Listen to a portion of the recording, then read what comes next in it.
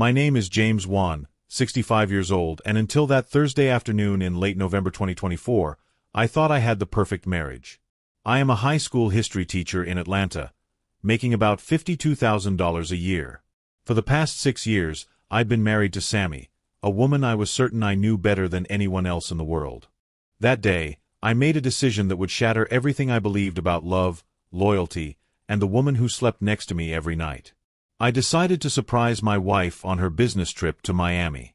Sammy worked as a senior account manager for Meridian Pharmaceutical Marketing, a midsize firm specializing in launching prescription drug campaigns. She'd been climbing the corporate ladder fast, traveling frequently for client meetings and conferences. Her salary had reached $95,000 annually with performance bonuses that sometimes added another $15,000. I had always been proud of her success, never once feeling threatened by the fact that she out-earned me nearly 2-to-1. I'd supported every late night at the office, every weekend workshop, every business trip that took her away from our modest 3-bedroom craftsman home in Decatur. Our marriage had seemed solid. We had date nights when Sammy was in town. We'd renovated the kitchen together last spring, spending weekends at Home Depot, picking out tile and arguing playfully about cabinet hardware. This particular trip was supposed to be a 3-day pharmaceutical conference at the Ocean View Resort in South Beach. Sammy had left on Tuesday morning, kissing me goodbye at the door. Her designer Tumi luggage, a gift from her company for hitting sales targets, rolled behind her as she headed to her white BMW 3 Series in the driveway.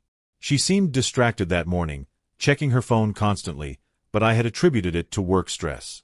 She was pitching a major campaign to a new client, she'd explained over coffee.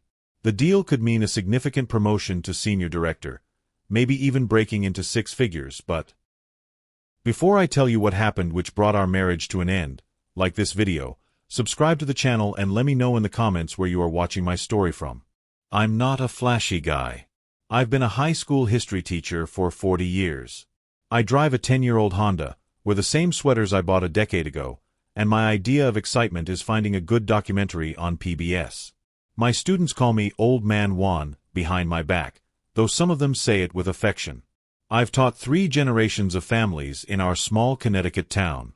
I'm the guy who shows up early, stays late, and genuinely believes education can change lives. Sammy, my wife, is different.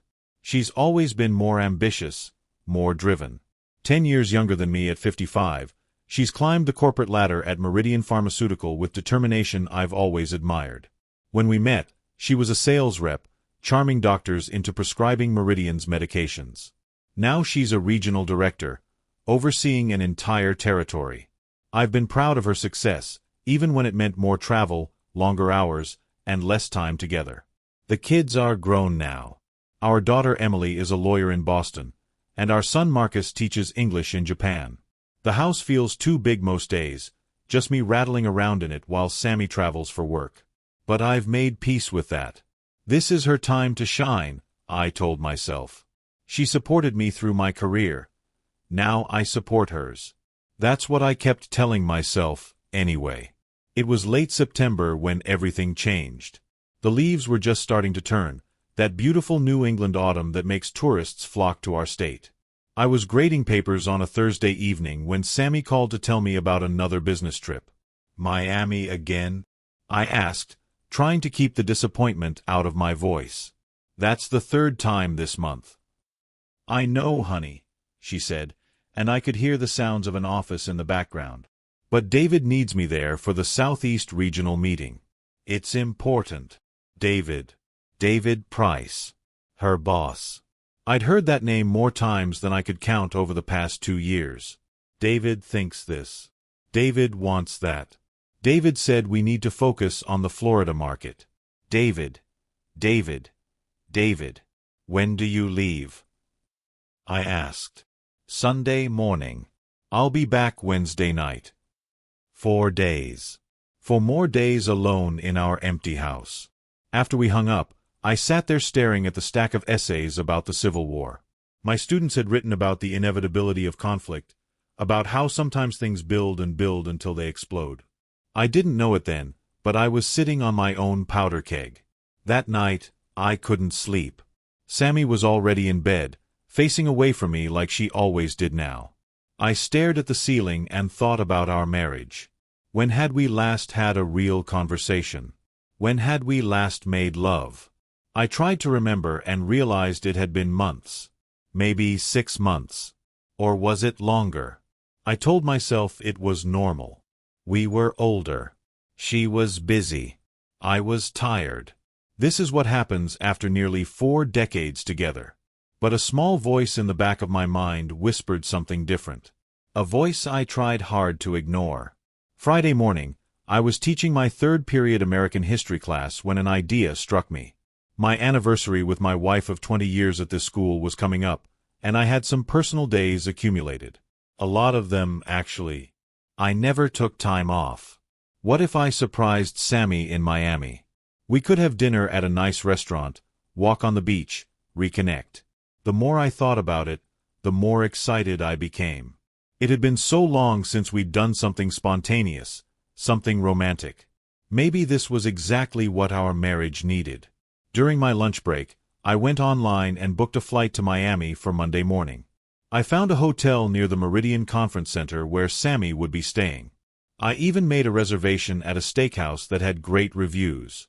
I was grinning like a teenager planning his first date. I didn't tell Sammy. That was the whole point. A surprise. I imagined her face when I showed up. She'd be shocked, then thrilled. We'd laugh about it. It would be a story we'd tell for years. If only I'd known what I was really walking into. The weekend passed normally. Sammy packed her suitcase, went over her presentation notes, and seemed distracted. I kept my secret, feeling almost giddy about Monday. On Sunday morning, I drove her to the airport. "I'll miss you," I said as she got out of the car. She leaned in and kissed my cheek. "Miss you too. Don't forget to water the plants." Then she was gone, disappearing into the terminal with her rolling suitcase and laptop bag. I drove home and spent the rest of Sunday preparing. I packed my own small bag, ironed a nice shirt, and even stopped by the mall to buy new cologne. I felt alive in a way I hadn't in years. Monday morning, I woke up at 4 a.m., too excited to sleep. My flight was at 7:30. I left my car in long-term parking and went through security with my small carry-on. The whole flight down, I kept checking my phone, making sure Sammy hadn't somehow found out. But there were no messages from her. Just one text: "Meetings all day. Talk tonight." Perfect. I landed in Miami just after 11. The heat hit me like a wall when I stepped outside, so different from Connecticut's cool autumn air. I took an Uber to my hotel, checked in, and changed into casual clothes. The plan was to show up at Sammy's hotel around 6 p.m., after her meetings ended but before dinner. I had 7 hours to kill. I walked around Miami, got lunch at a Cuban restaurant, and tried to calm my nerves. I kept rehearsing what I'd say. "Surprise. I couldn't stand being apart from you, so here I am." Something like that. By 5:30, I couldn't wait any longer. I took an Uber to the Marriott where Meridian had booked their rooms. It was a massive hotel near the convention center, with a huge lobby and multiple towers. I checked with the front desk, but they wouldn't give me Sammy's room number due to privacy policies. "Can you call her room and tell her James Whan is here?" I asked. The desk clerk smiled. "Of course, sir. What's the guest's name?" "Samantha Whan. Or she might be registered under Samantha Miller. That's her maiden name. Sometimes her company uses that." The clerk typed on her computer, frowned, and typed some more. "I'm sorry, sir. I don't have anyone by those names registered here." My stomach dropped. That can't be right. She's definitely staying here. Meridian Pharmaceutical booked a block of rooms. More typing. I see the Meridian group, but I can't give out information about who's in that block. Privacy policies, you understand. I did understand, but it was frustrating. I stepped away from the desk and called Sammy's cell phone. It rang 4 times and went to voicemail. "Hey, honey, it's me. Give me a call when you get this. Love you." I sat in the lobby for a while, watching people come and go. Business travelers with laptops, tourists with shopping bags, families with excited children. I felt out of place, an old man on a fool's errand. At 6:30, I tried calling again. No answer. At 7, I tried texting. Hey, how'd the meetings go? No response. By 8, I was starting to worry. And to feel foolish. Maybe she'd told me the wrong hotel. Maybe Meridian had changed their accommodations. Maybe I'd misunderstood everything. I went back to the front desk. A different clerk was working now, a young man with kind eyes. I hate to be a bother, I said, but I'm trying to surprise my wife. She's here for a Meridian Pharmaceutical conference. Is there any way you could help me? He gave me a sympathetic look. I wish I could, sir, but our privacy policies are strict. I could get fired. I nodded, defeated. I understand. I was turning to leave when he said quietly, "The Meridian Group has a hospitality suite on the 15th floor. Room 1520. Sometimes people gather there in the evenings. Maybe someone there could help you." I looked back at him, and he gave me the smallest nod. "Thank you," I said. I took the elevator to the 15th floor, my heart pounding. This was it. I'd find someone who knew where Sammy was, or maybe she'd be in the hospitality suite herself. We'd laugh about this whole confusion. The hallway was long and carpeted in dark blue. Room 1520 was at the far end. I could hear voices and laughter as I approached. The door was slightly ajar. I knocked and pushed it open. The suite was large, with a bar set up and several couches. About a dozen people in business attire were standing around with drinks, talking and laughing. I didn't see Sammy. "Can I help you?" A woman in her 40s approached me, smiling professionally. "I'm looking for my wife, Samantha Whan. She's here with Meridian." The woman's smile faltered slightly. "I don't think I know her. Let me check with some others." She moved through the room, asking quietly. People shook their heads. No one knew Sammy. But then a younger man, maybe 30, overheard and came over. "Did you say Samantha Whan?" "Yes. Do you know where she is?" His expression was odd, uncomfortable. I think she might be. I saw her earlier with David Price. They were heading to dinner, I think." "David Price, her boss?" "Yeah." "Do you know where they went?" He shifted his weight. "No, sorry. They left around 6. I thanked him and left the suite, my mind racing. Okay, so she was at dinner with her boss. That made sense. They were probably discussing business. Regional strategies, sales figures, all that corporate stuff. But why hadn't she answered my calls or texts? I went back to the lobby and sat in one of the plush chairs, my phone in my hand. I called her again. Voicemail. "Sammy, it's me again. I'm actually in Miami. I wanted to surprise you. Call me when you get this." I waited. 9 o'clock came and went. Then 10. At 10:30, I decided to check the hotel restaurant and bar. Maybe they were still there. The hotel had a fancy steakhouse on the ground floor and a bar lounge next to the lobby. I checked the restaurant first. The hostess said they were closing soon, and no, she hadn't seen anyone matching Sammy's description. The bar was still open, but Sammy wasn't there either. I was walking back through the lobby when I saw him. David Price. I recognized him from the Meridian Company website and from photos Sammy had shown me. He was tall, probably 6'2", with silver hair and an expensive suit. Distinguished looking, the kind of man who commanded attention. He was alone, walking toward the elevators with a confident stride. Without thinking, I followed him. He pressed the button and waited. I stood a few feet away, trying to decide if I should introduce myself.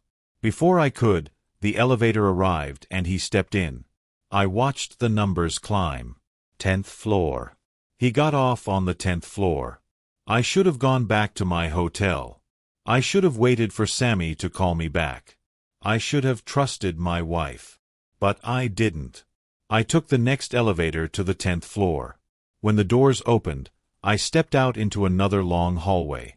I didn't know what I was looking for, what I expected to find. I was just following an instinct, that small voice that had been whispering doubts for months. I walked slowly down the corridor, looking at room numbers. 1012, 1014, 1016. I had no idea which room was his. This was stupid. I was being paranoid and ridiculous. Then I heard it. Laughter. A woman's laughter, coming from room 1024. And I knew that laugh. I'd heard it thousands of times over 38 years. It was Sammy's laugh, the one she used when she was really amused, when she threw her head back and let go. I stood frozen in the hallway, my feet rooted to the industrial carpet. More laughter. Then a man's voice, deep and smooth. David Price's voice. I moved closer to the door. My heart was hammering so hard I thought it might break through my ribs. Then I heard something that made my blood run cold. "God, I've missed you," Sammy's voice said. 4 weeks is too long. "I know," David's voice replied. "But we have all night to make up for it." More laughter. Then silence. Then sounds. Sounds that I will never be able to unhear. Sounds that destroyed 38 years of marriage in an instant. I don't remember backing away from the door. I don't remember getting into the elevator or walking through the lobby. The next thing I knew, I was sitting on a bench outside the hotel, staring at the Miami traffic, my whole world shattered. How long had this been going on? 4 weeks minimum, from what she'd said. But probably longer. Probably much longer. All those business trips. All those late nights. All those times she'd come home distracted and distant. I thought about David's name on her lips for the past 2 years. David this, David that. How had I been so blind? I sat there for hours, numb. People walked past me, couples holding hands, groups of friends laughing, tourists stumbling back from dinner. The world kept turning while mine had stopped. Around 1 a.m., my phone buzzed. A text from Sammy. "Sorry, long dinner. Heading to bed. Talk tomorrow." I stared at that message for a long time. The casual lie, delivered so easily. How many other lies had there been? I finally went back to my hotel. I didn't sleep. I lay in the dark and thought about everything. My marriage, my life, all the plans we'd made. Our retirement, the trips we'd talked about taking, growing old together. All of it was built on a foundation of lies. By the time the sun came up on Tuesday morning, I had made a decision. I wasn't going to confront Sammy. Not yet. I was going to be smart about this. I was going to find out exactly what I was dealing with before I acted. I'm a history teacher. I know that wars are won with strategy, not emotion. And this was war. I flew back to Connecticut that afternoon.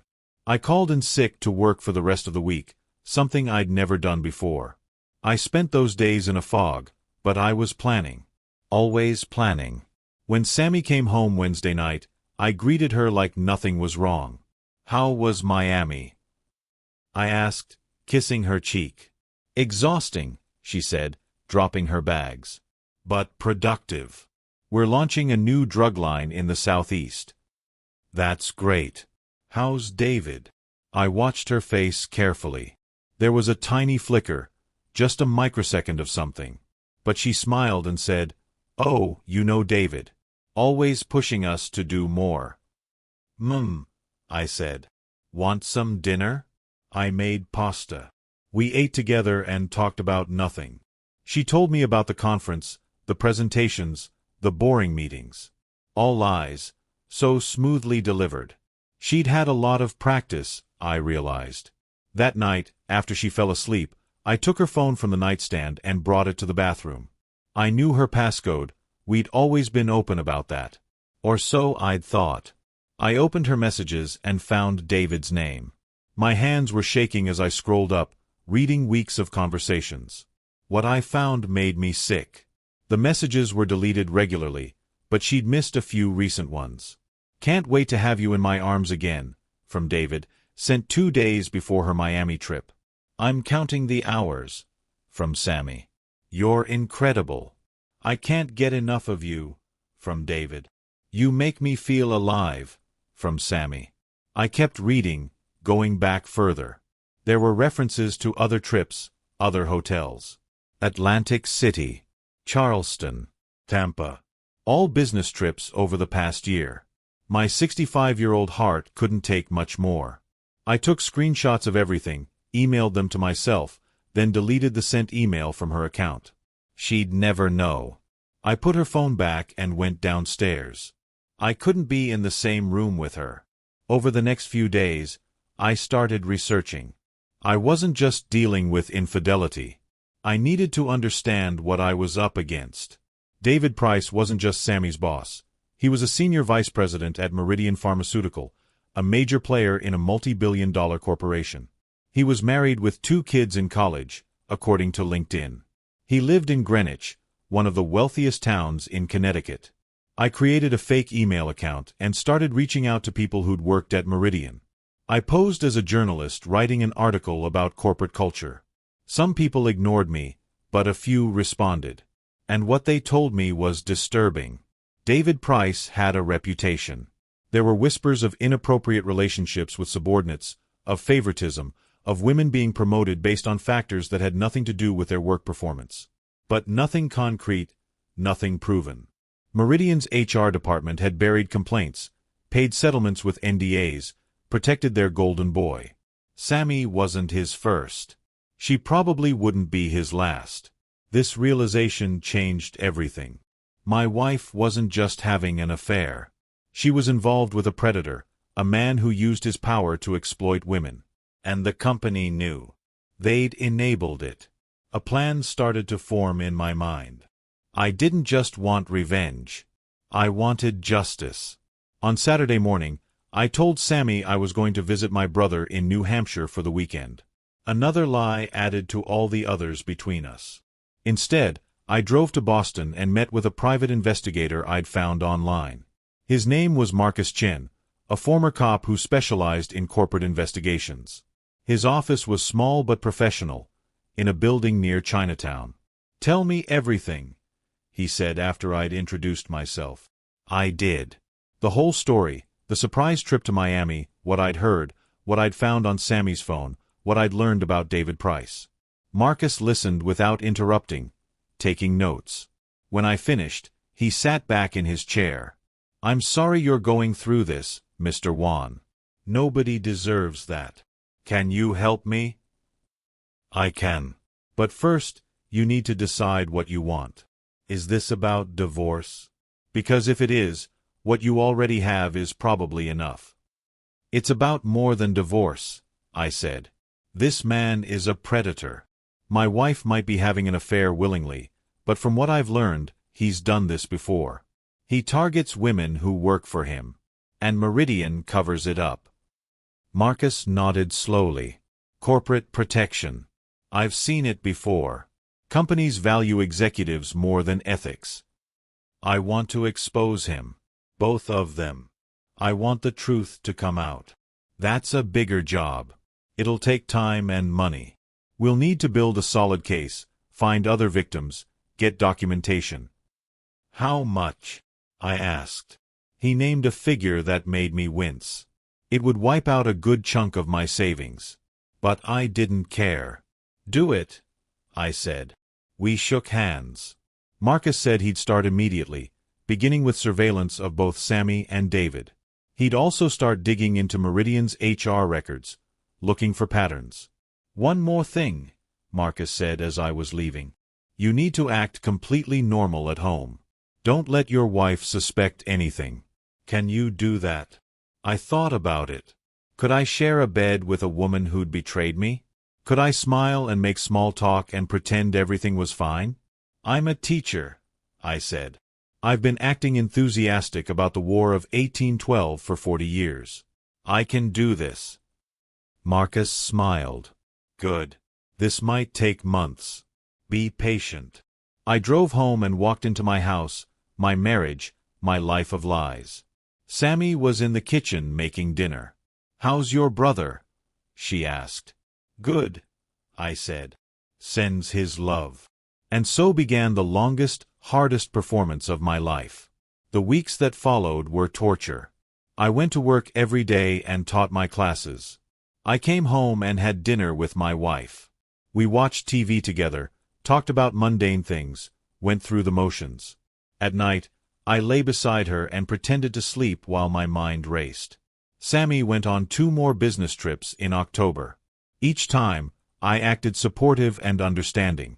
Each time, Marcus's surveillance team documented her meeting David at hotels. They photographed them checking in together, leaving together, going to romantic dinners. The evidence piled up. But Marcus was after bigger game. I found 3 other women, he told me in early November, during one of our weekly meetings at a coffee shop 40 miles from my town. We couldn't risk being seen together locally. All former Meridian employees. All left the company in the past 5 years. And I think they all had relationships with David Price. Think or no. I'm working on confirmation. These things are sensitive. Women who've been through this often don't want to talk about it, especially if they signed NDAs. What about Meridian's HR records? That's tougher. I've got a contact who used to work there, but she's scared. Big corporations have big legal teams. I sipped my coffee, staring out the window at the November rain. Keep trying. We need to show a pattern. There's something else you should know, Marcus said. Your wife's last 3 promotions coincide with the timeline of her relationship with David. She was promoted to senior sales manager 2 years ago, right around when their messages start. She became a regional director last spring, after the relationship was clearly established. My stomach turned. She earned those promotions. Sammy is good at her job. I'm sure she is. But in a situation like this, it raises questions. Was she promoted because of her performance or because of the relationship? And did David promise her advancement in exchange for the affair? I hadn't thought about that angle. It made everything even worse. Not only was Sammy being unfaithful, but her career success, something she was so proud of, might be tainted.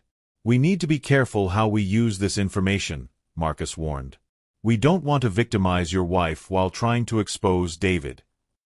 She's not a victim, I said bitterly. She made a choice. Maybe. But power dynamics matter. He's her boss. He's wealthy and connected. She might feel she can't say no or that the relationship is necessary for her career. I'm not excusing the affair, but it's complicated. I didn't want to think about Sammy as a victim. It was easier to see her as a villain, someone who'd betrayed me deliberately. But Marcus's words planted a seed of doubt. The doubt grew over the following weeks. I started paying attention to the dynamics between Sammy and David in a new way. I went through her emails more carefully, ones she'd left open on her laptop, thinking I'd never look. I found messages where David suggested meetings, and Sammy's responses were always enthusiastic but also deferential.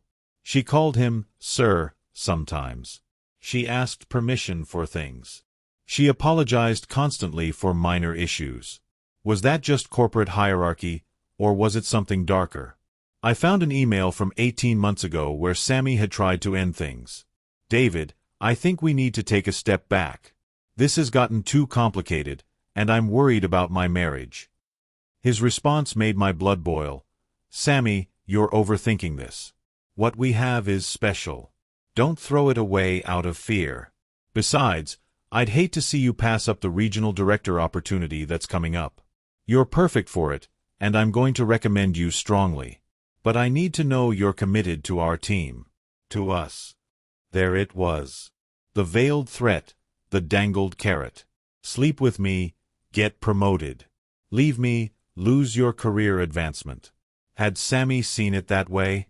Or had she convinced herself it was a genuine relationship, that David truly cared about her? I didn't know. And that uncertainty gnawed at me. By Thanksgiving, Marcus had compiled a substantial file. Surveillance photos, documented hotel stays, phone records showing hundreds of calls and texts between Sammy and David, credit card receipts for romantic dinners and expensive gifts. He'd also tracked down the 3 former Meridian employees and gotten one of them to talk, off the record. Her name was Jennifer Lawson, and she'd worked as a sales rep under David 5 years ago. She was now living in Vermont, working for a different pharmaceutical company. He started friendly, Jennifer told Marcus in a recorded phone call he played for me. Just mentoring, he said. Then it became flirty. Then he invited me to dinner during a conference in Phoenix. I was 32, ambitious, and he was powerful and charming. I didn't think I was the kind of person who would have an affair, but somehow it happened. How long did it last? Marcus asked on the recording. 8 months. He promised me he'd leave his wife. He promised me a promotion. When I pushed him about both, he started pulling away. Then a new sales rep got hired, younger than me, and I saw him doing the same thing with her. I confronted him, and 2 weeks later, I was being written up for performance issues I'd never had before. HR suggested I resign rather than be terminated.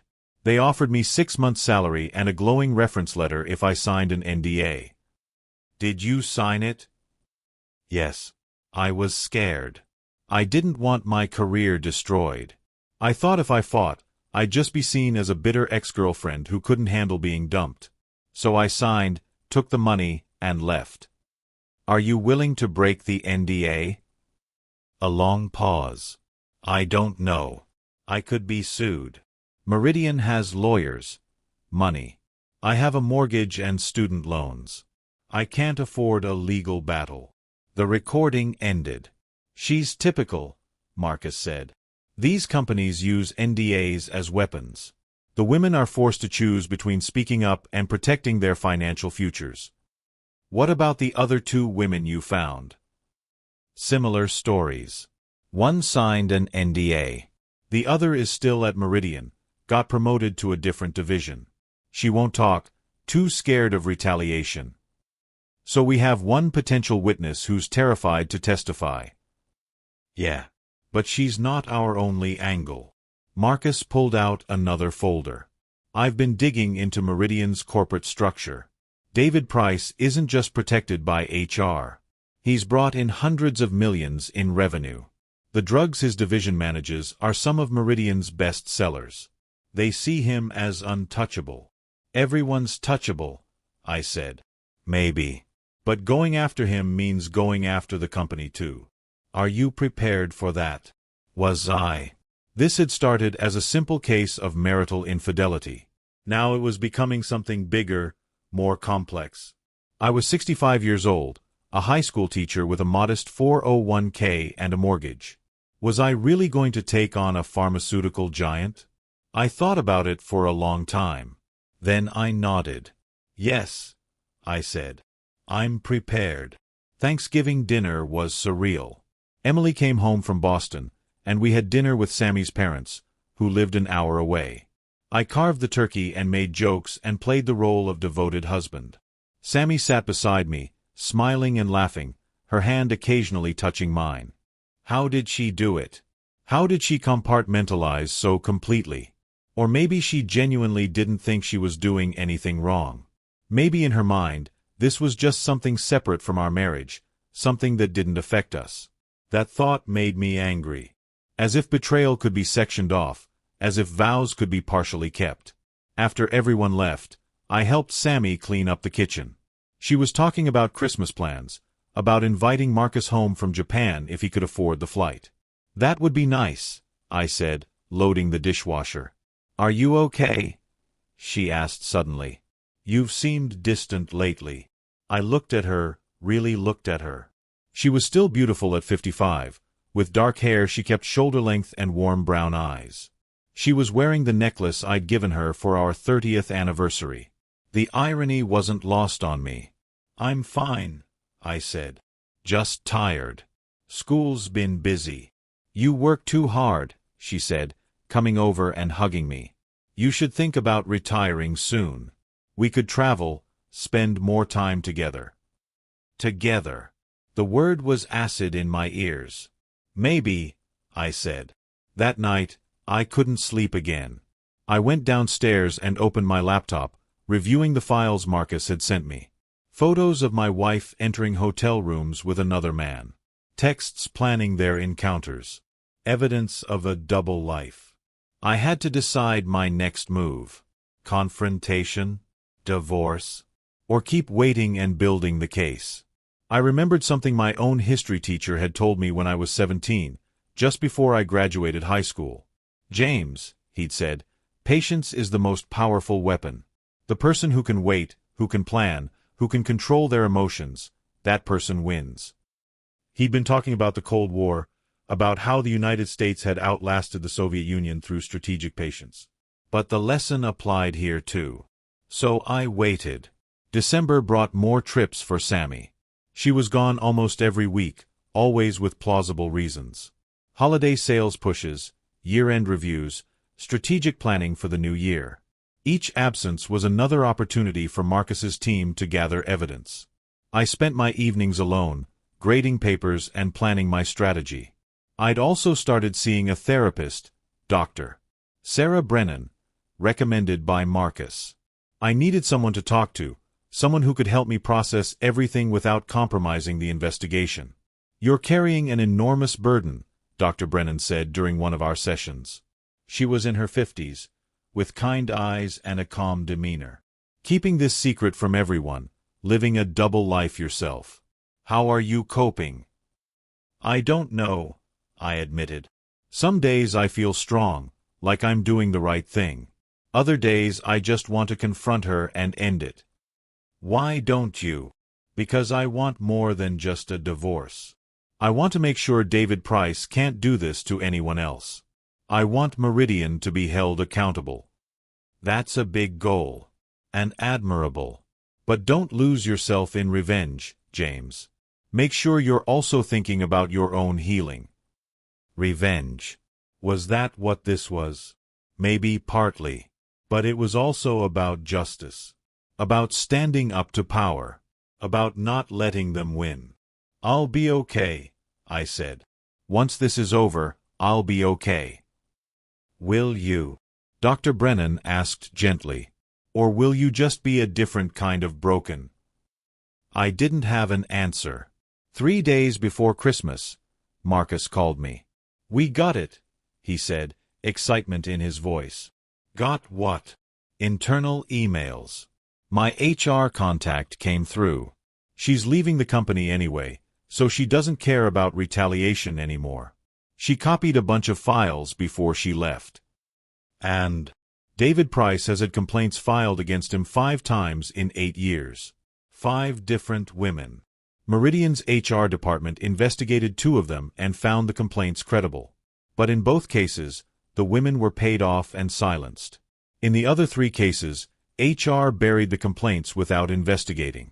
There's a paper trail of executives discussing how to manage the David Price situation without damaging the revenue stream. My hands were shaking. They knew. The company knew he was a predator and they protected him. More than that. They facilitated it. They moved women who complained to different divisions or pushed them out entirely. They gave Price bonuses and promotions despite the complaints. This is systematic corporate malfeasance. Can we use this? We can. But we need to be strategic. If we just release it, Meridian will bury it with lawyers and PR spin. We need to go public in a way that forces accountability. How? Media. We need a journalist who's willing to investigate and publish a major exposé. Someone with credibility and access to a big platform. Christmas came and went in a blur. Sammy and I exchanged gifts. I gave her a scarf she'd mentioned wanting. She gave me a watch. We smiled and kissed and pretended we were a normal couple. Marcus didn't make it home from Japan, but we video called him on Christmas morning. He seemed happy, oblivious to the storm brewing back home. I was glad. At least one of my children was spared this mess, at least for now. Emily came over for Christmas dinner. She brought her boyfriend, a nice guy named Tom who worked in finance. They talked about their future, about getting engaged soon, about buying a house together. I smiled and congratulated them and felt hollow inside. My daughter was building a life based on love and trust. Meanwhile, my own marriage was a rotting corpse I was still carrying around, waiting for the right moment to bury it. After Emily and Tom left, Sammy poured herself a glass of wine and sat on the couch. "That was nice," she said. "Emily seems really happy." "She does," I agreed. "I hope they make it," Sammy said. "Marriage is hard. It takes work." I stared at her. Was she serious? Was she really going to talk about the work marriage takes while she was sleeping with her boss? "Yes," I said slowly. "It takes honesty, trust, commitment." "Exactly," she said, completely missing the irony. Or maybe not missing it at all. Maybe she just didn't care. That night, lying in bed beside her, I made a decision. I was done waiting. It was time to move forward.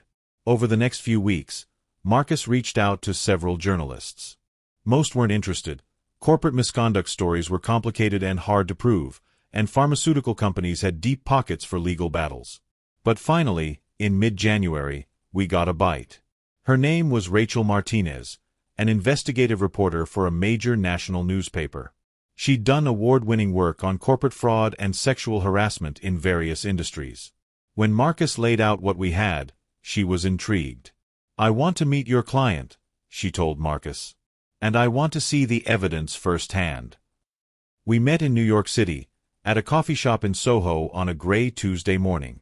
Rachel was younger than I expected, maybe 40, with sharp eyes and a no-nonsense demeanor.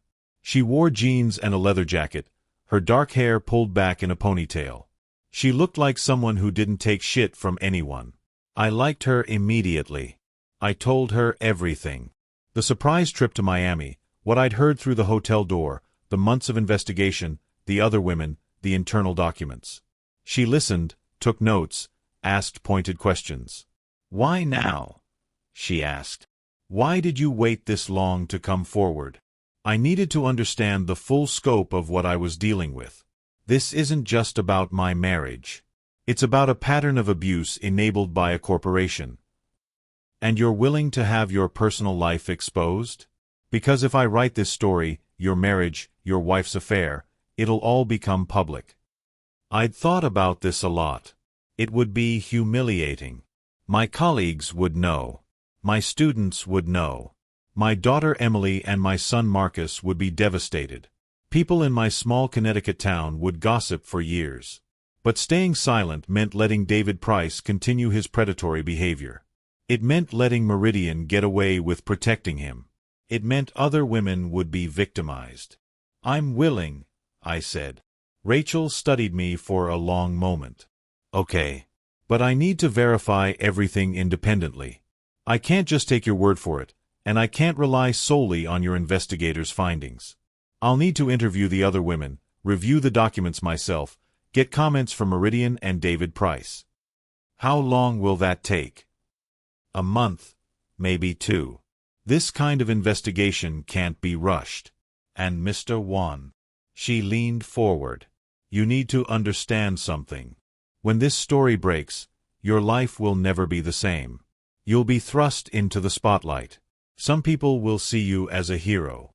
Others will see you as a vindictive ex-husband. The internet will have opinions. Are you really prepared for that?" "No," I said honestly. "But I'm doing it anyway." She smiled slightly. "Good answer." Over the next 6 weeks, Rachel conducted her investigation. She called me regularly with questions, asking for clarification on details, requesting access to more evidence. Marcus provided her with everything we had: surveillance photos, phone records, emails, the internal HR documents. Most importantly, Rachel convinced Jennifer Lawson to go on the record. It took several conversations, but eventually Jennifer agreed to break her NDA and tell her story publicly. "I'm tired of being silent," Jennifer told Rachel in an interview I later read. "I'm tired of letting Meridian and men like David Price control the narrative. Yes, I signed an NDA. Yes, they can sue me. But maybe it's time someone stood up to them." Rachel also tracked down 2 other women who'd had relationships with David. One agreed to speak anonymously. The other declined, still too frightened of retaliation. But anonymous testimony was better than nothing. Meanwhile, I continued my performance at home. Sammy and I went through our routines. She traveled for work. I taught my classes. We had dinners together, watched Netflix, talked about mundane things. The weather. The news. Emily's upcoming engagement. Every moment felt like torture. In early February, Sammy went on another trip. This time to Charleston. Marcus's team followed her and David. They got photos of them having dinner at a romantic restaurant overlooking the harbor. Photos of them walking hand in hand along the waterfront. Photos of them entering David's hotel room together at 11 p.m. and Sammy not leaving until 7 the next morning. Looking at those photos, I felt something shift inside me. The anger that had been simmering for months suddenly crystallized into something colder, harder. Determination. I was done being a victim. I was done feeling sorry for myself. It was time to act. On Valentine's Day, Sammy came home with roses. She'd bought them herself, I later realized. David apparently didn't send her flowers. She put them in a vase and made us a nice dinner. Steak, mashed potatoes, green beans. My favorite meal. "Happy Valentine's Day," she said, kissing my cheek. "Happy Valentine's Day," I echoed. We ate dinner and she talked about work. A new drug Meridian was developing, some promising clinical trial results, her plans for expanding into new markets. She was animated, excited, more alive than I'd seen her in months. And I realized with a sick feeling that she was happy. She had everything she wanted, a comfortable marriage at home, an exciting affair at work, career success, financial security. Why would she change anything? Why would she give any of it up? She was eating her cake and having it too. And I was the fool who'd been baking it for her. After dinner, she suggested we watch a movie. Some romantic comedy she'd been wanting to see. We settled on the couch together, and she leaned against me. I put my arm around her and felt nothing. No love, no warmth, no connection. Just emptiness. The movie played, but I didn't watch it. I was thinking about Rachel's investigation, about the story that would soon break, about the tsunami that was about to hit my life and Sammy's life and David Price's life and Meridian Pharmaceutical. And I felt no regret. Only grim satisfaction. By late February, Rachel called me. "The story's ready. It's going to run in Sunday's paper and be published online Saturday evening. Are you prepared?" Was I? No. But I'd never be truly prepared for what was about to happen. "I'm ready," I said. "One more thing. I need to give Meridian and David Price a chance to respond before publication. Standard journalism ethics. They're going to figure out where the information came from. They might reach out to you or your wife. That's fine. And you should probably tell your wife before the story breaks. She deserves that much, don't you think?" I thought about it.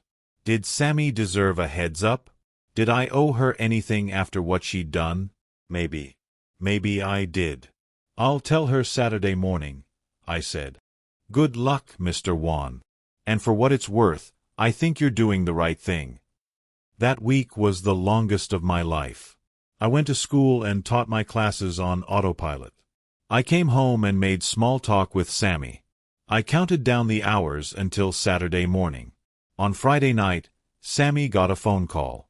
I was in the kitchen making dinner when I heard her voice from the living room, sharp and alarmed. "What? When? Who told you this?" I walked to the doorway and watched her. She was pacing, one hand pressed to her forehead. "David, slow down. What journalist? What investigation?" My stomach tightened. So he'd gotten word that Rachel was preparing the story. "Oh my God," Sammy said. "Oh my God. Does the company know? What did you tell them?" More pacing. Her face had gone pale. Okay. Yes, I'll call you back." She hung up and stood there, staring at her phone. "What's wrong?" I asked, playing dumb. She looked at me, and I saw fear in her eyes. Real, genuine fear. "There's a journalist investigating Meridian, asking questions about David and workplace relationships." "What kind of relationships?" "I don't know. David just said it's serious." That the company's legal team is involved.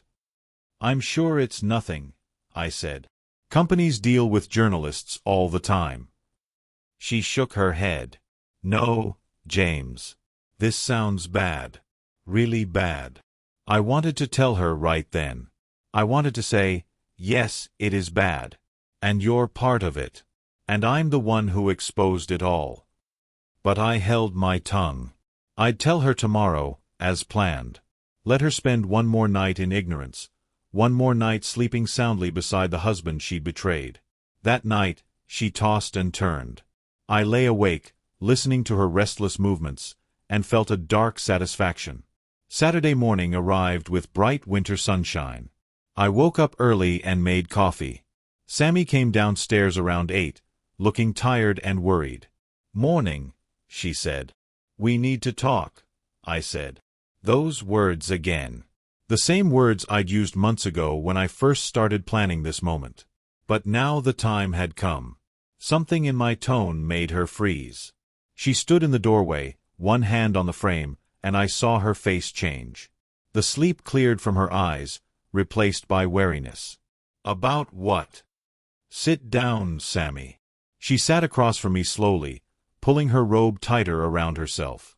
James, you're scaring me. I know about David, I said simply. The color drained from her face. For a long moment, she said nothing. Then, what do you mean? Don't insult me. I know everything. I've known since September. September. Her voice was barely a whisper. But that was when I surprised you in Miami. When I flew down to take you to dinner and heard you with him through the hotel room door. She put her hand over her mouth. Tears started streaming down her face. Oh God. James, How long? I asked, keeping my voice steady. The truth, Sammy. How long has this been going on? She was crying harder now, her shoulders shaking. 2.5 years. 2.5 years. Not the year I'd suspected from the early evidence. Not the 18 months I'd pieced together from emails. 2.5 years of lies. Did you ever love me? I asked. Or was our entire marriage a lie? Of course I loved you. I do love you. She reached across the table for my hand, but I pulled away. James, please. It's complicated. I never meant for this to happen. Complicated, I repeated. That's an interesting word for betrayal. It's not like that. David and we have a connection. But it doesn't change what we have. We don't have anything anymore, I said coldly. Whatever we had, you destroyed it. She was sobbing openly now. Please, James. We can work through this. We can go to counseling. I'll end it with David, I promise. Just please, don't throw away 38 years. You threw it away. Not me. I stood up. There's something else you need to know. Tomorrow, a story is going to be published in a major national newspaper.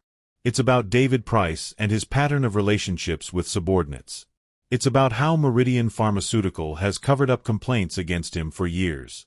And yes, your affair is part of that story. Her tears stopped. She stared at me in horror. What? I hired a private investigator. We've been building a case for months. We found other women David targeted. We got internal Meridian documents showing the company knew and did nothing. A reporter has been investigating, and the story goes live tonight online. You did what? She stood up so fast her chair fell backwards. How could you? This will destroy my career. It'll destroy everything. Like you destroyed our marriage? This is different. This is vindictive and cruel. You're trying to ruin me. No, I said calmly. I'm trying to expose a predator and the company that enabled him. If your career gets damaged in the process, that's a consequence of your choices. I'll lose my job. I'll never work in this industry again. Maybe you shouldn't, I said. Not if you got your promotions by sleeping with your boss. She slapped me. Hard. My cheek stung, but I didn't react. "How dare you?" she hissed. "I earned every promotion. I'm good at my job." "Are you? Or did David promote you because you were sleeping with him? Can you honestly say your relationship had nothing to do with your career advancement?" She opened her mouth, closed it, opened it again. That's not. I worked hard. But you also slept with a man who controlled your career. So we'll never know, will we? Whether you succeeded on merit or on your back." This time she didn't slap me. She just stood there, tears running down her face, looking broken. "When does the story come out?" she asked quietly. "Tonight at 7 p.m. online. Tomorrow morning in print. I need to call David. Warn him. Call whoever you want. It won't stop anything now." She grabbed her phone and ran upstairs. I heard her door slam, heard her voice through the ceiling, panicked and shrill. I sat back down at the kitchen table and waited. I felt hollow inside. This moment, the confrontation I'd been dreading and anticipating for months, was finally here, and all I felt was empty. An hour later, Sammy came back downstairs. She'd dressed in jeans and a sweater, thrown some things in a bag. "I'm going to a hotel," she said. "My lawyer will be in touch." "Fine." She paused at the door. "I did love you, James. I still do, in my way. I'm sorry I hurt you. But what you're doing, this public humiliation, this revenge, it's not who you are." "Maybe you never knew who I was," I said. "Just like I never really knew you." She left. I heard her car start, heard it drive away. Then I was alone in our house, in our life that was no longer ours. The hours until 7 p.m. crawled by. I tried to distract myself with chores, laundry, dishes, vacuuming. But my mind kept returning to what was about to happen. The story would go live. The world would know. There would be no going back. At 6:30, I poured myself a scotch. I rarely drank, but this seemed like an occasion that called for it. At 6:45, I opened my laptop and navigated to the newspaper's website. At 7 p.m. exactly, I refreshed the page. There it was, the top story, with a headline that made my heart pound. Pharmaceutical giant Meridian covered up executives' serial sexual misconduct. By Rachel Martinez. I clicked on the article and started reading. Rachel had done excellent work. She'd laid out the pattern of David Price's behavior over 8 years, naming him explicitly. She'd interviewed 4 women who'd had relationships with him, including Jennifer Lawson and Sammy, though Sammy was identified as a current regional director who had a 2.5-year affair with Price that began shortly after he became her direct supervisor. The article detailed how Meridian's HR department had buried complaints, paid settlements, and protected Price despite credible allegations. It included quotes from the internal emails. "The David situation is problematic, but he brings in $200 million annually. We need to handle this quietly. Another complaint against Price. Recommend moving the employee to a different division to avoid confrontation. Legal advises we settle with confidentiality agreements. Price is too valuable to lose." Rachel had also obtained a statement from Meridian's corporate communications. "Meridian Pharmaceutical takes all allegations of misconduct seriously. We are conducting an internal review of the matters raised and will take appropriate action. We are committed to maintaining a workplace environment of respect and professionalism." It was classic corporate speak, saying everything while saying nothing. David Price himself had declined to comment through his lawyer. The article concluded with a powerful statement from Jennifer Lawson. "I stayed silent for 5 years because I was afraid. Afraid of being sued, afraid of losing my career, afraid of being called a liar. But I'm done being afraid. If my story helps even one woman avoid what I went through, it will be worth it." I finished reading and sat back. It was done. The story was out there, spreading across the internet like wildfire. Within minutes, my phone started buzzing. Text messages, emails, calls. I ignored them all except one, from Emily. Dad, what's going on? I just saw an article about Mom and her company and..." "I know, sweetheart. I'm sorry you had to find out this way. Is it true? Mom had an affair. Yes. It's true. She was crying. Why didn't you tell me? How long have you known? Since September. I didn't tell you because I was still processing it myself. And because I was building a case. A case? Dad, what did you do? I explained everything. The investigation, the other women, the corporate cover-up. Emily listened, occasionally asking questions. So you destroyed Mom's career to get revenge? She asked when I finished. I exposed a predator and a corrupt company. If your mother's career is damaged, it's because she made choices that put her in that position. She's still my mother. And you're destroying her. She destroyed our family first, Emily. That's not. She paused. This is so messed up.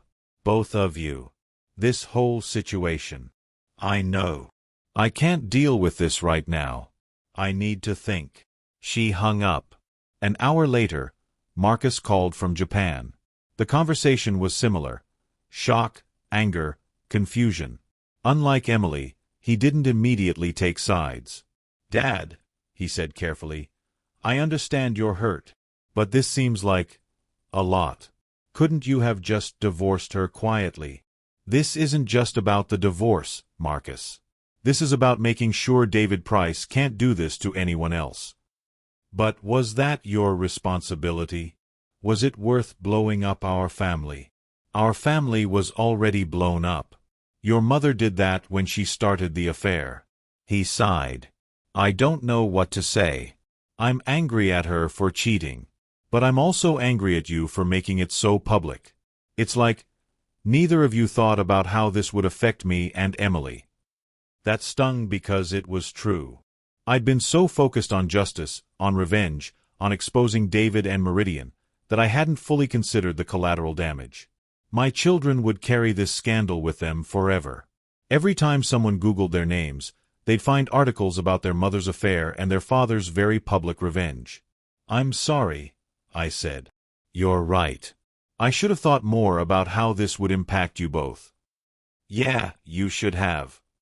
His voice was tight. I have to go. It's late here.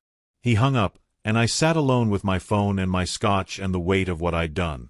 By Sunday morning, the story had exploded. It was trending on social media. News shows were discussing it. Other media outlets picked it up, running their own versions. Pharmaceutical executive serial misconduct covered up by company. Another corporation protects predatory boss. Me Too moment hits big pharma. My phone wouldn't stop ringing. Reporters wanted interviews. Former students were calling and texting, having recognized my name in the article. The principal of my school called to say I should probably take Monday off, that things might be hectic. Hectic was an understatement. I ignored most of the calls, but I did speak to a few reporters who seemed genuinely interested in the larger story rather than just the sensational aspects. I gave measured responses, focusing on the pattern of corporate misconduct rather than my personal situation. This isn't about my marriage, I told one reporter. This is about a system that protects powerful men at the expense of vulnerable women. This is about a corporation that valued profits over people. That's the real story. But of course, the personal story was what people really cared about. The betrayed husband. The teacher who struck back. The dramatic confrontation. The revenge plot. That's what made it compelling, what made it shareable on social media. By Sunday afternoon, there were think pieces analyzing the situation from every angle. Feminist writers praised the women who came forward. Business columnists discussed corporate ethics. Legal experts debated the NDA enforceability. Relationship advice columnists offered their opinions on marriage and infidelity. And people on the internet had opinions. So many opinions. Some called me a hero. This man did what needed to be done. He exposed a predator and a corrupt company. Respect. Others called me vindictive. He destroyed his wife's career out of spite. This is just a bitter old man's revenge. Some blamed Sammy.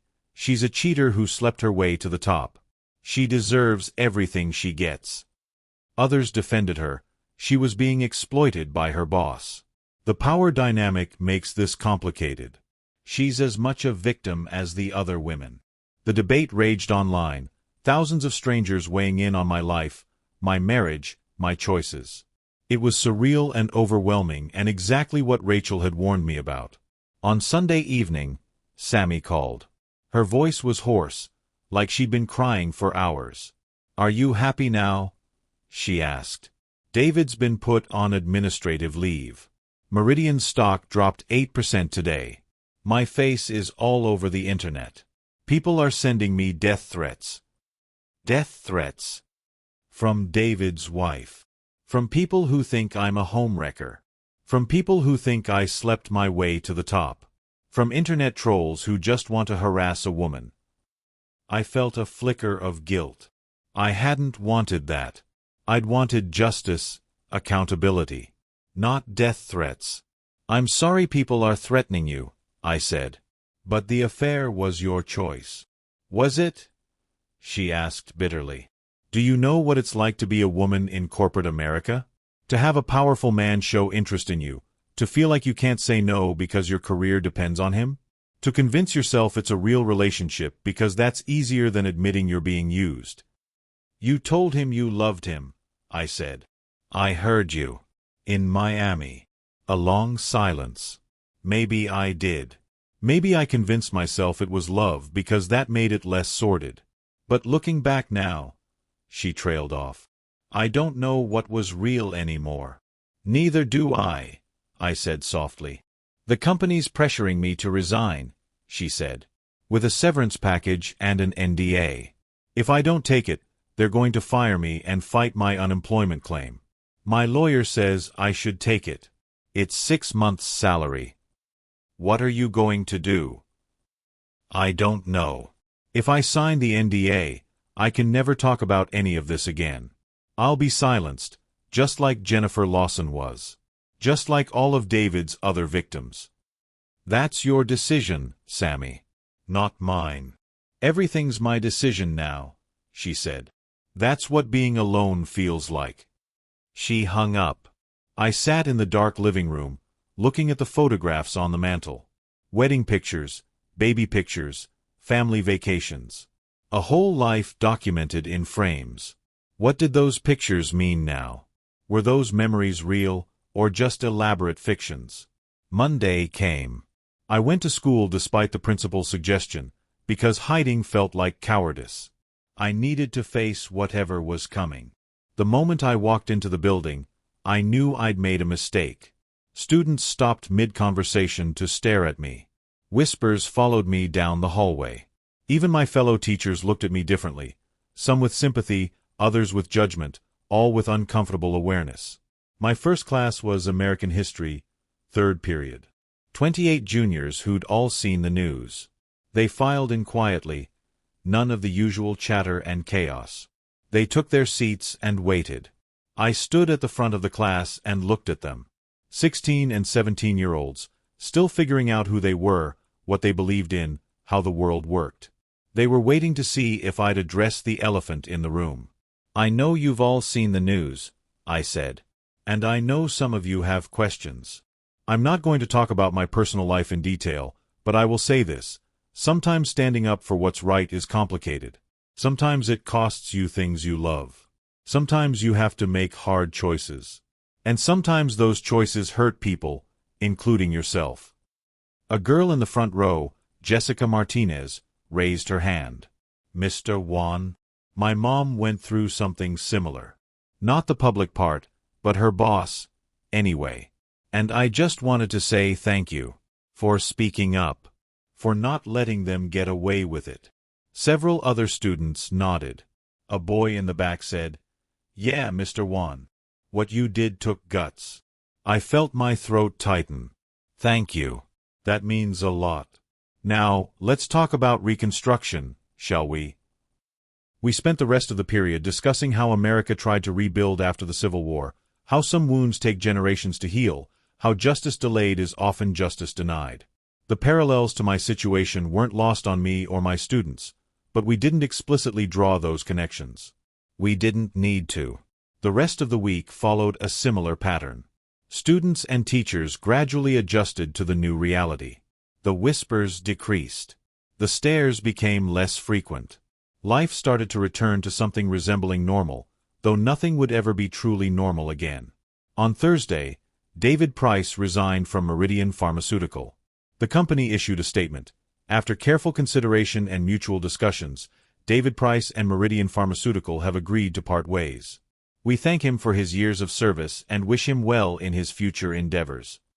It was corporate speak for, "We're letting him go quietly to avoid further scandal." He'd receive his pension and benefits, but no additional severance. A slap on the wrist for years of misconduct, but at least he was gone. 2 days later, Meridian's CEO announced he was stepping down, effective immediately. The board of directors issued a rare apology. "We recognize that failures in our corporate oversight allowed inappropriate behavior to occur. We apologize to anyone who was harmed and commit to implementing comprehensive reforms to our workplace policies and culture." It was progress, though it felt inadequate. Words were cheap. Real change would require ongoing vigilance and accountability. In late February, Jennifer Lawson and 3 other women filed a lawsuit against Meridian Pharmaceutical, demanding their NDA settlements be voided and seeking damages for emotional distress, career harm, and punitive measures. Rachel Martinez wrote a follow-up article about the lawsuit, and I agreed to be interviewed for it. "How do you feel now that the story has broken?" Rachel asked me. "Complicated," I said honestly. "I'm glad David Price is gone. I'm glad Meridian is being held accountable. But I'm also aware of the cost. My marriage is over. My children are hurting. My wife's career is destroyed. It's hard to feel victorious when so much has been lost." "Do you regret exposing the affair?" I thought carefully before answering. "I regret that she felt she had to have an affair. I regret that I didn't see the signs earlier. I regret that our marriage ended in such a public, painful way. But do I regret exposing a predator and a corrupt system? No. I'd do that part again." "What's next for you?" "I don't know. I'm going to finish out the school year. After that, maybe it's time to retire. Start a new chapter. Figure out who I am when I'm not teaching or being a husband." The article ran in early March. By then, the initial frenzy had died down. There were new scandals, new outrages, new headlines. My 15 minutes of fame were fading, and I was grateful for it. The divorce proceedings began in earnest. Sammy had hired a tough lawyer, someone who specialized in high-conflict divorces. I'd hired my own attorney, a woman named Patricia Chan who'd been recommended by Marcus the investigator. "This is going to get ugly," Patricia warned me in our first meeting. "Your wife feels humiliated and angry. She's going to fight for everything she can get." I expected that. We need to be strategic. Connecticut is an equitable distribution state, which means assets are divided fairly but not necessarily equally.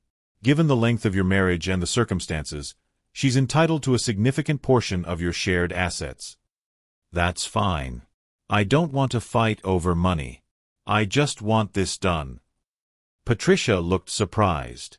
Most people in your situation want to maximize what they get out of the divorce. I'm not most people. I've already taken enough from her. I don't need to take her financial security too. Over the next several weeks, we worked out the details. The house would be sold and the proceeds split evenly. Retirement accounts would be divided. Sammy would keep her car, I'd keep mine. We had no significant debts, which simplified things. The hardest part was telling Emily and Marcus that the divorce was moving forward. Emily was still angry at me, barely speaking beyond short, clipped sentences when necessary. Marcus was more understanding but clearly disappointed in both of us.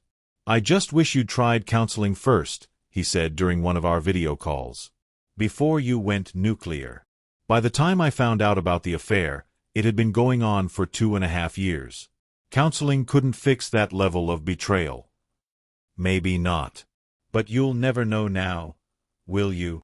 He was right, and that bothered me more than I wanted to admit. Had I given up too easily? Had I been so focused on justice and revenge that I'd abandoned any possibility of reconciliation? But then I'd remember that night in Miami, the sounds through the door, the casual lies Sammy had told for years. And I'd know that reconciliation was never really an option. The marriage had been dead long before I found out about it. In April, Meridian Pharmaceutical settled the lawsuit with Jennifer Lawson and the other women for an undisclosed sum. As part of the settlement, Meridian agreed to void all previous NDAs related to David Price, implement new policies on workplace relationships and harassment, create an independent oversight committee, and fund a non-profit organization supporting victims of workplace sexual harassment with a $5 million donation. It was a significant victory. The women got their voices back, and Meridian was forced to make systemic changes. It wasn't perfect. The settlement money came with new confidentiality agreements about the amount, but it was real progress. Rachel wrote one final article about the settlement, closing the loop on the story. She interviewed me again, asking how I felt now that it was all over. "I don't think it'll ever really be over," I told her. "This kind of thing changes you permanently. But I hope the changes that happened at Meridian, and maybe at other companies who saw what happened, prevent someone else from going through this. If that's the case, then the pain was worth it." The article ran in early May. By then, spring had arrived in Connecticut, bringing with it renewal and hope. The trees were budding, flowers were blooming, and I was preparing for the end of the school year. I'd made the decision to retire. 40 years was enough, and I needed a fresh start. The principal tried to convince me to stay. "You're an institution here, James. The students love you." But my mind was made up. On my last day of school in mid-June, my colleagues threw me a retirement party. They didn't mention the scandal directly, but it hung in the air like smoke. Everyone was trying to be normal, to celebrate my career, to wish me well. But we all knew that my departure wasn't just about retirement. It was about escaping the shadow of what had happened. My students gave me a card they'd all signed. Jessica Martinez had written, "Thank you for teaching us that standing up for what's right matters, even when it's hard." That made me tear up more than anything else that day. Emily and Marcus both came home for my retirement party. It was the first time we'd all been in the same room since Thanksgiving. Things were still awkward between us, but we were trying. Family doesn't dissolve as easily as marriage.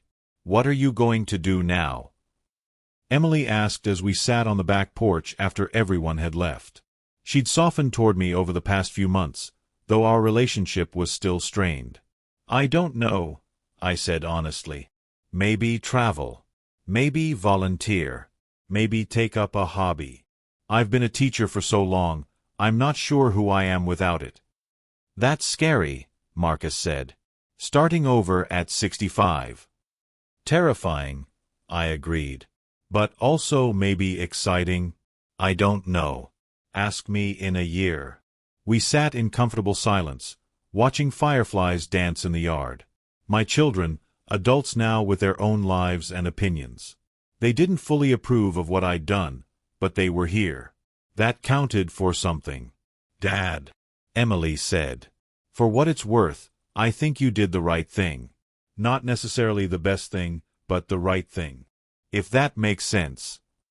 "It makes perfect sense," I said. "Me too," Marcus added. "Mom made her choices. That guy made his choices. The company made its choices. You just made sure there were consequences." "Thanks, guys," I said, my voice thick with emotion. The house sold in July. I moved into a small apartment near the university, walking distance from coffee shops, bookstores, and a nice park. I donated most of our furniture. I didn't want the memories it carried. I kept only the essentials and a few meaningful items. My favorite armchair, some books, a photograph of Emily and Marcus when they were young. Starting fresh meant literally starting fresh. It was strange, being alone at 65. I'd gone from my parents' house to college dorms to marriage. I'd never lived truly alone. The first few weeks were lonely and disorienting. I ate cereal for dinner, forgot to buy toilet paper, and sometimes went days without really talking to anyone beyond thanks to a cashier. But slowly, I adjusted. I established new routines. Morning coffee at the local cafe, where I became a regular. Afternoon walks in the park. Evenings reading or watching documentaries. I joined a book club at the library and discovered I enjoyed discussing literature without the pressure of grading essays. I also started seeing Dr. Brennan more regularly. Our sessions focused less on the anger and betrayal now and more on rebuilding my life, figuring out my identity, processing what had happened. "You're at an interesting crossroads," she said during one session in August. "You're no longer a husband or a teacher, the two roles that defined you for decades. Who is James Whan without those identities?" "That's what I'm trying to figure out," I said. "Some days I feel lost. Other days I feel free. It's confusing. That's normal. Identity reconstruction takes time. You're not just recovering from a divorce, you're rebuilding yourself from the ground up." "I thought I'd feel more satisfied," I admitted. I exposed David Price. I held Meridian accountable. Justice was served. But I don't feel victorious. I just feel tired. "Revenge rarely brings the satisfaction we expect," Dr. Brennan said gently, "because it doesn't heal the underlying wound. It just provides a temporary sense of control." "So what does heal it?" "Time. Self-compassion. Forgiveness. Not necessarily of your wife, but of yourself. Permission to move forward without carrying all this weight." I thought about that a lot over the following weeks. Could I forgive myself? For being blind to the affair? For the public way I'd handled it? For the pain I'd caused Emily and Marcus? I didn't know. But maybe forgiveness, like healing, was a process rather than a destination. In September, almost exactly 1 year after that fateful trip to Miami, I received an unexpected letter. It was from Sammy, handwritten, several pages long. "Dear James," it began. "I've started this letter 100 times and never found the right words. Maybe there are no right words for what I need to say. I'm sorry. Not just for the affair, but for all the lies that surrounded it. For the times I blamed you for being distant when I was the one pulling away. For making you feel like your love wasn't enough. For 38 years that ended in betrayal. You asked me if I ever loved you. The answer is yes. I loved you when we met. I loved you when we got married. I loved you through raising our children and building our life. But somewhere along the way, I lost myself. I became so focused on my career, on proving I was successful, on being more than just a teacher's wife, that I forgot who I was. When David showed interest in me, it felt like validation. Someone powerful, someone important, wanted me. It was intoxicating. And I told myself it didn't affect our marriage because it was separate, a different part of my life. But that was a lie. Everything is connected. Every choice has consequences. Looking back now, I can see how David manipulated me. How he used his power to make me feel like I needed him, like the relationship was my idea, like I was choosing it freely. But was I? When your boss shows interest in you, when your career advancement seems tied to that relationship, when saying no might cost you everything you've worked for, is that really a choice? I'm not saying I'm blameless. I made decisions. I lied to you. I continued the affair even when I knew it was wrong. But I also see now how I was exploited, how the power dynamic made real consent complicated. The company pressured me to resign, and I did. I signed another NDA and took a severance package. I'm working for a smaller pharmaceutical company in Boston now, a significant step down, but it's a paycheck. I'm starting over, just like you. What you did, exposing David and Meridian, hurt me. It cost me my career and my reputation. My name is forever tied to this scandal. But you were right to do it. David preyed on women. The company protected him. If my public humiliation helps prevent that from happening to someone else, then maybe some good came from all this pain. I hope you find happiness, James. Real happiness, not the performance we were both giving at the end. You were a good husband. You were faithful and kind and present. The failure was mine, not yours. I don't expect forgiveness. I don't deserve it. But I wanted you to know that I understand now. What I did. What you did. Why it all had to end this way. With love and regret. Sammy. I read the letter 3 times, tears running down my face. It was the most honest thing she'd said to me in years. Maybe ever. She'd signed it with love, and I believed her. You can love someone and still betray them. You can be a victim and still make harmful choices. People are complicated, messy, contradictory. Life doesn't fit into neat categories of hero and villain. I didn't respond to the letter immediately. I needed time to process it, to sit with the complicated emotions it stirred up. Anger at what she'd done. Sympathy for how she'd been exploited. Grief for what we'd lost. Relief that she finally understood. Eventually, 2 weeks later, I wrote back. Dear Sammy, thank you for your honesty. It means more than you know. I've spent the past year trying to understand what happened to us. How we went from young lovers to strangers sharing a house. How the life we built together crumbled so completely. I don't think there's one answer. Relationships fail for 1,000 small reasons, and ours was no exception. We grew apart. We stopped communicating. We let work and obligations crowd out intimacy. And yes, you had an affair that destroyed what was left. But you're right that it's complicated. I've learned a lot about power dynamics, about how men like David Price exploit their positions, about how companies enable that exploitation. I don't absolve you of responsibility for your choices, but I also understand now that you were in an impossible situation. Can I forgive you? I don't know. Some days I think I can. Other days the anger comes rushing back. But I'm trying. For my own sake, not yours. Because carrying this anger is exhausting, and I want to be free of it. I hope you find peace in Boston. I hope your new job treats you better than Meridian did.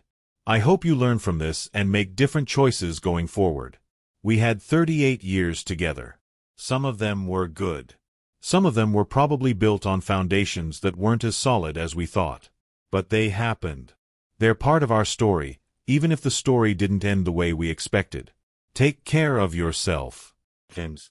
I mailed the letter and felt something shift inside me. Not forgiveness, exactly. Not yet. But maybe the beginning of it. A loosening of the tight knot of anger I'd been carrying for a year.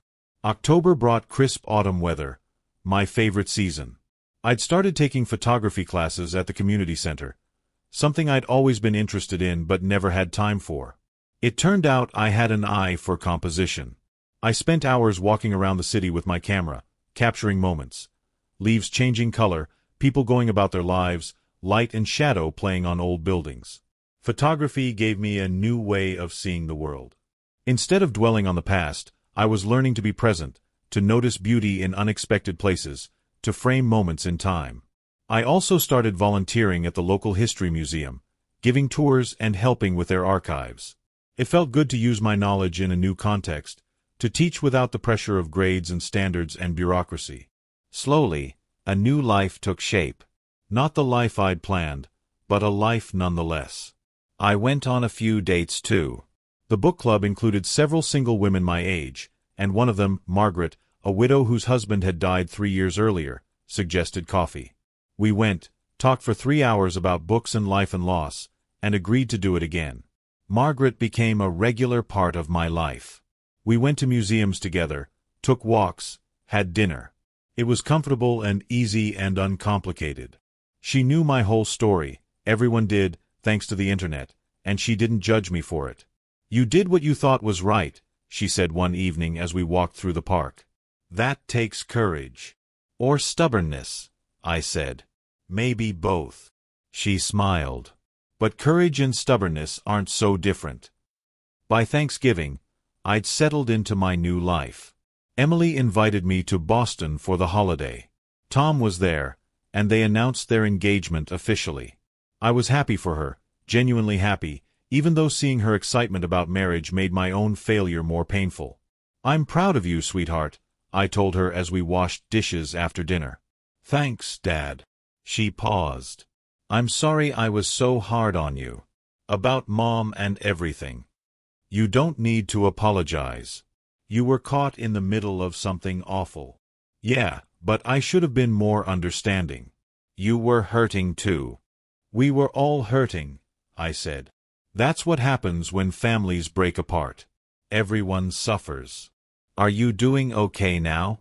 Really okay? I thought about it. Was I okay? I was alone at 66, divorced, retired, starting over. By conventional measures, I was not okay. But I was also free. Free from lies, free from pretending, free from a marriage that had become a prison. I had my health, my children, new friends, new interests. I had the satisfaction of knowing I'd stood up for something important. Yeah, I said. I think I am. Christmas came, and Marcus made it home from Japan. He'd accepted the position in California and would be moving in January. Having him closer felt like a gift. The three of us, Emily, Marcus, and I, spent Christmas together, no longer a family of four but a family nonetheless. We didn't talk about Sammy, though her absence was palpable. Emily said she'd been in touch with her mother, that Sammy was doing better, adjusting to her new life in Boston. I was glad to hear it, and I meant that sincerely. On New Year's Eve, I was with Margaret at a small party hosted by one of our book club friends. As midnight approached, I found myself thinking about the past year. Everything I'd lost, everything I'd gained, everything I'd learned. At midnight, fireworks exploded over the city. Margaret kissed my cheek and said, "Happy New Year, James. To new beginnings." To new beginnings, I echoed. And I realized I believed it. This was a new beginning. Not the one I'd planned, not the one I'd wanted, but maybe the one I needed. The months that followed brought continued healing and growth. The divorce was finalized in February, exactly 18 months after that night in Miami. Patricia, my lawyer, called with the news. "It's done," she said. "You're officially single." Single. After 38 years of marriage, I was single again. It felt surreal. I took myself out to dinner that night, sat at a restaurant alone with a good meal and a glass of wine, and toasted my freedom. It was bittersweet. Freedom always is when it comes at such a high cost. But it was also real. I was my own person now, beholden to no one, responsible for my own happiness. In March, Rachel Martinez won a prestigious journalism award for her Meridian investigation. In her acceptance speech, she thanked the women who came forward and mentioned the husband who chose justice over silence. I watched the ceremony online and felt a complicated mix of pride and sadness. Pride that the work had been recognized, that it had made a difference. Sadness for everything it had cost. April brought unexpected news. One of the women from the Meridian lawsuit, a former sales rep named Sarah Chen, reached out to me through Rachel. She wanted to meet, to thank me personally for helping expose what had happened. We met at a coffee shop in Hartford. Sarah was in her 30s, professionally dressed, with kind eyes and a firm handshake. "Mr. Whan, I wanted to tell you how much it meant that you stood up," she said. "I was one of the women who was too scared to go public initially. But when I saw that you were willing to expose your own pain to help us, it gave me courage to join the lawsuit." "I'm glad it helped," I said. "But you're the brave one." Coming forward took real courage. "We were all brave," she said. "Including you. It's not easy to admit your wife was having an affair. It's not easy to air your private pain publicly. But you did it anyway, and it mattered." We talked for over an hour. She told me about her experience with David Price, how he'd pursued her, how she'd felt pressured to reciprocate, how the company had pushed her out when she tried to complain. "I've been in therapy for 2 years," she said. "Working through what happened, learning to trust again, rebuilding my career. It's been hard. But I'm getting there." "Me too," I said. "The therapy part, it helps." "Does it get easier?" she asked. "The anger, the betrayal, the sense that the world is unfair?" "Sometimes," I said honestly. "Some days are easier than others. But I think the key is accepting that it won't ever be completely okay. You just learn to live with it." She nodded. "Thank you for being honest. And thank you for everything you did." After she left, I sat in the coffee shop for a long time, thinking about courage and healing and justice. Sarah's words had meant more to me than any award or news article. Because she represented why I'd done all of this, not for revenge, but to help people like her. May brought more closure. Meridian Pharmaceutical announced a comprehensive overhaul of their HR policies, including mandatory training on workplace harassment, an anonymous reporting system, and an independent board to investigate complaints. The changes were directly attributed to the scandal that had exposed David Price. It wasn't perfect. No policy changes could undo the harm that had already been done. But it was progress. Real, tangible progress that might protect future employees. I also learned through Rachel that David Price was struggling. His wife had divorced him, taking half his assets.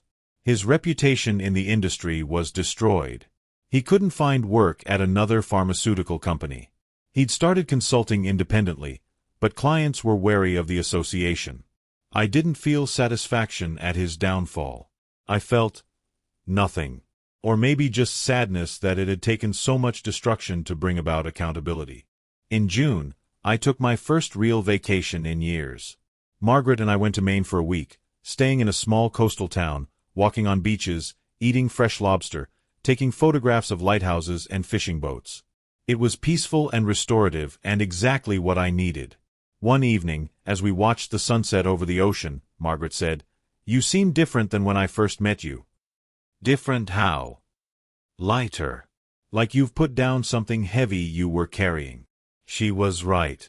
The weight of anger and betrayal and revenge had been crushing me for so long. But somewhere along the way, I'd started setting it down.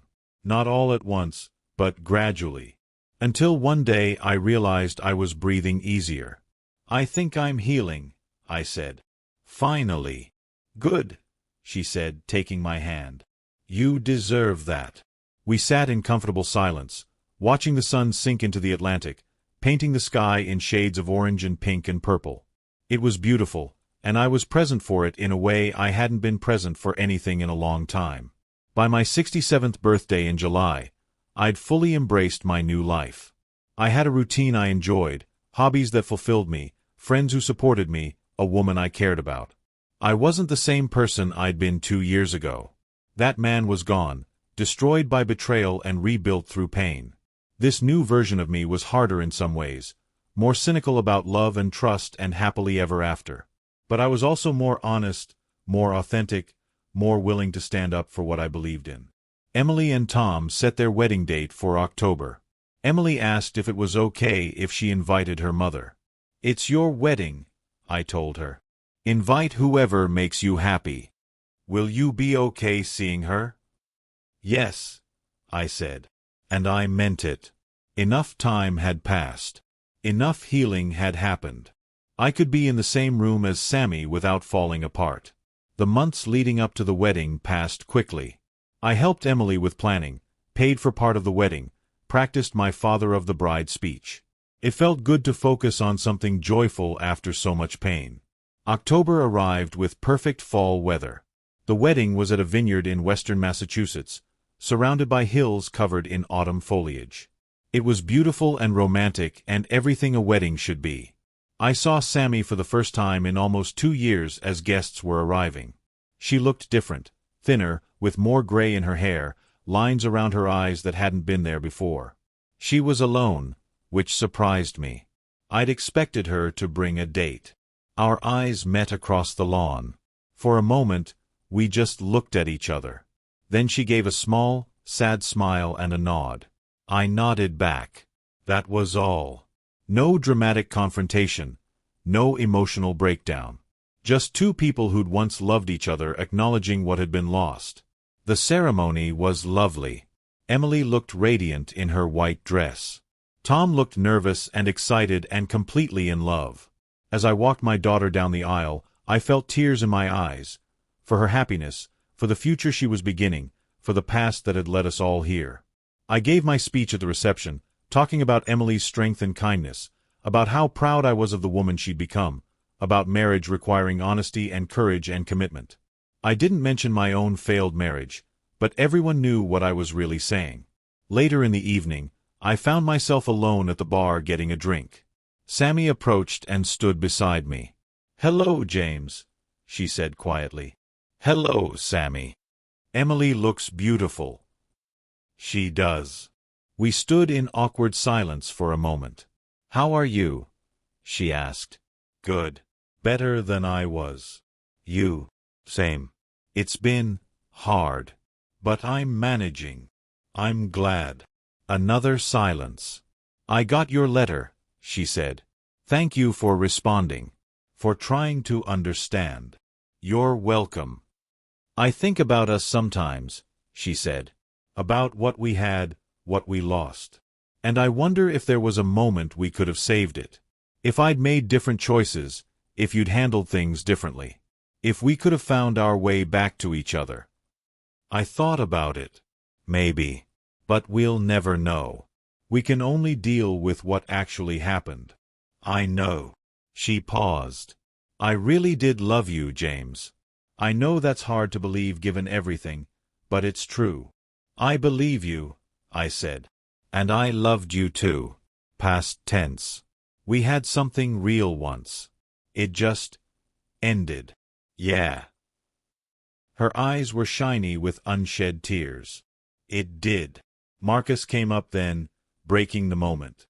"Hey, you two. The photographer wants family photos." We followed him outside, where Emily and Tom were waiting. The photographer arranged us, Emily and Tom in the center, Marcus on one side, me on the other, and yes, Sammy beside me. "Okay, everyone smile," the photographer said. We smiled. All of us, despite everything. Because this was Emily's day, and she deserved to have both her parents there, smiling, pretending that families don't break and hearts don't shatter and love doesn't turn to ashes. The camera clicked.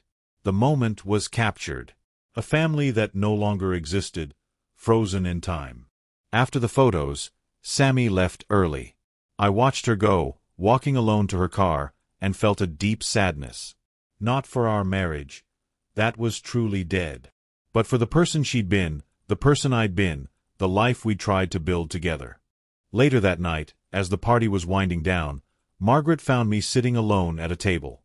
"You okay?" she asked. "Yeah. Just thinking. About your ex-wife. About everything. About how we end up where we end up. About the choices we make and how they ripple outward, affecting everyone around us." Margaret sat down beside me. "You're getting philosophical in your old age." I smiled. Maybe. Or maybe I'm just trying to make sense of it all. "And have you made sense of it?" "Some of it. Not all of it. Probably never all of it." I took her hand. "But I'm okay with that now. Some things don't have neat explanations." "That's very mature of you," she teased gently. "I'm 67. Maturity was bound to show up eventually." We sat together, watching the last dancers on the floor, and I realized something important. I was happy. Not the naive happiness I'd felt in my marriage, the kind built on assumptions and unexamined foundations, but a deeper, harder-won happiness. The kind that comes from surviving something terrible and choosing to keep living anyway. The wedding ended. Life went on. Marcus moved to California and started his new job. Emily and Tom went on their honeymoon. I went back to my apartment, my routines, my new life. As the one-year anniversary of the divorce approached, Dr. Brennan asked me a question. "If you could go back to that night in Miami, knowing everything that would happen, would you still get on that plane?" I thought about it for a long time. "Yes," I finally said. Because as painful as it's been, I'd rather know the truth than live a lie. I'd rather have my eyes open than keep them closed. Even though it cost you your marriage? The marriage was already over. I just didn't know it yet. Finding out didn't end it, it just made the ending official. And exposing David Price? Would you do that part again? Absolutely. That wasn't about my marriage. That was about preventing future harm. About accountability. About standing up to power. You sound certain. I am. About that part, at least. The personal stuff, the public divorce, the impact on my kids, the humiliation. I wish I'd handled some of that differently. But exposing the corporate misconduct? I'd do it again in a heartbeat. Dr. Brennan smiled. I think you found your answer then. Not about whether what you did was right or wrong. Those categories are too simplistic. But about whether you can live with your choices. Can I? You tell me. Can you? I thought about everything that had happened. The betrayal, the investigation, the expose, the fallout, the divorce, the retirement, the rebuilding. The anger that had slowly transformed into something else. Not forgiveness, exactly, but acceptance. Yes, I said. I can live with my choices. They weren't perfect, but they were mine. And they came from a place of wanting justice, not just revenge. Then that's enough, Dr. Brennan said. And maybe it was. 3 years later. I'm 68 now, and life looks different than I ever imagined it would. I'm living in the same small apartment, still taking photographs, still volunteering at the History Museum. Margaret and I are still together. We've talked about moving in together, but decided we both value our independence too much. We're content with how things are. Emily and Tom are expecting their first child, my first grandchild. The thought of being a grandfather fills me with joy and terror in equal measure. I want to be better at it than I was at being a husband. Marcus is thriving in California, dating a woman he met at the university. He seems happy, settled in a way he wasn't before. I've achieved a kind of peace with what happened. I don't think about Sammy as often anymore. The betrayal doesn't sting the way it used to. When I do think about her, I feel mostly sadness, for what we had, for what we lost, for the people we both were and aren't anymore. I heard through Emily that Sammy is seeing someone. A man she met at her new company, someone in accounting rather than sales. Someone without power over her career. I hope it works out for her. I genuinely do. The Meridian story has faded from public memory, replaced by newer scandals and outrages. But the changes it sparked remain. Meridian's new policies have become an industry standard, adopted by other pharmaceutical companies. The non-profit organization funded by the settlement has helped hundreds of women navigate workplace harassment situations. Jennifer Lawson reached out to me last year. She'd been promoted to a VP position at her company and wanted me to know that the exposure had ultimately helped her career rather than hurt it. Being publicly identified as someone who stood up to power made me attractive to companies that actually value ethics, she wrote. That meant everything to me. I still teach, in a way. I volunteer with a literacy program, helping adults learn to read. I give occasional guest lectures at the university about American history.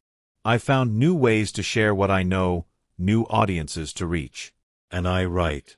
I started writing this story 6 months ago, trying to make sense of everything that happened. Trying to understand the man I was, the man I became, the man I'm still becoming. Writing it has been cathartic. Painful, but cathartic. It's forced me to relive moments I'd rather forget, but also to see patterns I missed the first time through. I understand now that this story isn't really about betrayal or revenge. It's about power. Who has it, who abuses it, who stands up to it. It's about the cost of speaking truth and the cost of staying silent. It's about choosing integrity over comfort. Most of all, it's about survival. About how we endure the worst moments of our lives and somehow keep going. About how we rebuild ourselves from rubble and create something new, something different, something real. I'm not the same man I was that September night in Miami. That man died outside room 1024 of the Miami Marriott, killed by sounds he'll never unhear. This new man, scarred, hardened, but also somehow softer, is who I am now. And I'm learning to be okay with him. The other day, I was walking through the park with my camera when I saw an elderly couple sitting on a bench, holding hands. They must have been in their 80s, and they had that comfortable silence that comes from decades together. I felt a pang of envy. That could have been Sammy and me in 15 years, if things had gone differently. But then I thought, would I want that if it meant living with lies? Would I want decades more of the hollow marriage we'd had toward the end? No. I wouldn't. I'd rather be alone and honest than partnered and pretending. I took a photograph of the couple, with their permission, and it turned out beautifully. The autumn light, their intertwined hands, the peace on their faces. It's hanging in my living room now, a reminder not of what I lost but of what's possible. Not for me and Sammy, but for other people. For Emily and Tom.